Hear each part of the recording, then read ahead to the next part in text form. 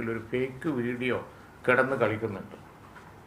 ഒരു fake video ആരോ ഉണ്ടാക്കിയിട്ടുണ്ട്.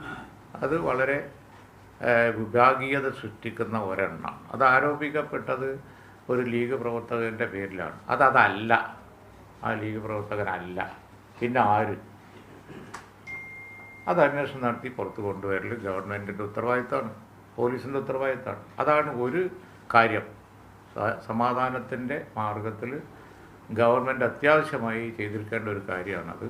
അതിനോടനുബന്ധമായ അത് കഴിഞ്ഞ് അതിൻ്റെ വഴിക്ക് നിഷ്പക്ഷമായി നടക്കേണ്ട ഒരു സംഗതിയാണ്. അതിനോടനുബന്ധിച്ച് പിന്നെ സമാധാന ശ്രമത്തിന് വേണ്ടി ഗവൺമെൻറ് എടുക്കുന്ന ഏത് സ്റ്റെപ്പിനോടും ഞങ്ങൾ സഹകരിക്കും. അതിന് സംശയമൊന്നുമില്ല. സമാധാന ശ്രമം നടത്തേണ്ടത് ഗവൺമെൻറ്റിന് മറ്റൊരു ബാധ്യതയാണ്. അങ്ങനെ അവർ വിളിക്കട്ടെ, അപ്പോൾ അത് സംബന്ധിച്ച് ഞങ്ങൾ പറയാം. സമാധാന ശ്രമങ്ങളോട് സഹകരിക്കുമെന്ന് സംസ്ഥാന പ്രസിഡന്റ് സാദിഖ് അലി ശിഹാബ് തങ്ങളും ഞാനും ഒക്കെ ആവർത്തിച്ച് പറഞ്ഞിട്ടുണ്ട്. നിലപാട് അത് തന്നെയാണ്, ഇതിനോട് സഹകരിക്കും. പക്ഷേ മറ്റത് വേറൊരു കാര്യമാണ്. സമാധാനത്തിന് അനിവാര്യമായ ഒരു കാര്യമാണ് ഇത്തരം വീഡിയോകളൊക്കെ ഉണ്ടാക്കി മതപരമായി പറയുകയാണ്. കാഫിർ പ്രയോഗം അതൊക്കെ വളരെ മോശമല്ല. അതൊരു ലീഗ് പ്രവർത്തകൻ ചെയ്യില്ല, ചെയ്ത ചരിത്രവുമില്ല. പിന്നെ അതെന്തിന് ആര് അത് പുറത്തു കൊണ്ടുവരേണ്ടത് അവരുടെ ഡ്യൂട്ടിയാണ്. ഇന്ത്യ മുന്നണി അധികാരത്തിൽ വരും എന്ന് തന്നെയാണ് ഞങ്ങളുടെ ഒരു വിലയിരുത്തൽ.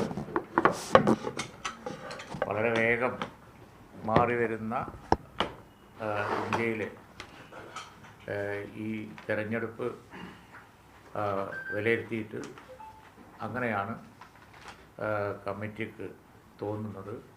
ഈ വളരെ ദുഷിച്ച പ്രചരണ രീതികളും അതുപോലെ തന്നെ വർഗീയത പ്രചരിപ്പിക്കുന്നതുമൊക്കെ അവരുടെ ആത്മവിശ്വാസക്കുറവാണ് കാണിക്കുന്നത് എന്ന് ഇന്ന് കമ്മിറ്റി വിലയിരുത്തുകയുണ്ടായി.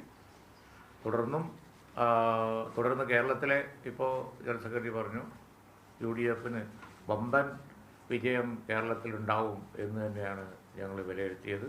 പാർട്ടിയുടെ സ്ഥാനാർത്ഥികളൊക്കെ വലിയ ഭൂരിപക്ഷത്തോടു കൂടി ജയിക്കും എന്നുള്ളതാണ് കരുതുന്നത്. തീർച്ചയായും ഇന്ത്യൻ നാഷണൽ കോൺഗ്രസിൻ്റെ നേതൃത്വത്തിലുള്ള ഇന്ത്യ മുന്നണി ഇന്ത്യയിലും അതുപോലെ തന്നെ UDF കേരളത്തിലും വലിയ വിജയം ഈ തെരഞ്ഞെടുപ്പിലുണ്ടാക്കും.